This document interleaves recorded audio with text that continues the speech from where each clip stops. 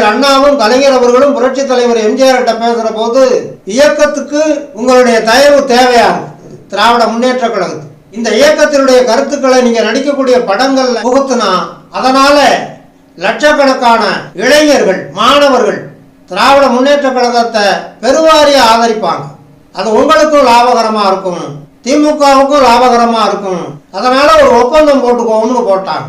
எங்களுடைய இயக்கத்துல உங்களுடைய தொழிலை நாங்கள் ப்ரொமோட் பண்ணுறோம், அதே மாதிரி எங்களுடைய இயக்கத்தினுடைய கருத்துக்களை நீங்கள் ப்ரொமோட் பண்ணணும் திரைப்படங்கள் மூலமாக அப்படின்னு ஒப்பந்தம் போட்டதாக சொல்லுவாங்க. அதனால தான் புரட்சி தலைவர் எம்ஜிஆர் அவர் நடித்த படங்கள்ல எல்லாம் புராண கருத்துக்களை, இதிகாச கருத்துக்களை, தெய்வ நம்பிக்கை உள்ள காட்சிகளை எல்லாம் வைக்க விடாமல் தவிர்த்தாருன்னு சொல்லுவாங்க. புரட்சி தலைவர் எம்ஜிஆர் எல்லாம் புராண நாயகர்களாக ராமராக, கிருஷ்ணனாக, சிவபெருமானாக, முருகனாக நடிச்சிருந்தா எவ்வளவு பிரசித்தி பெற்றிருப்பார்.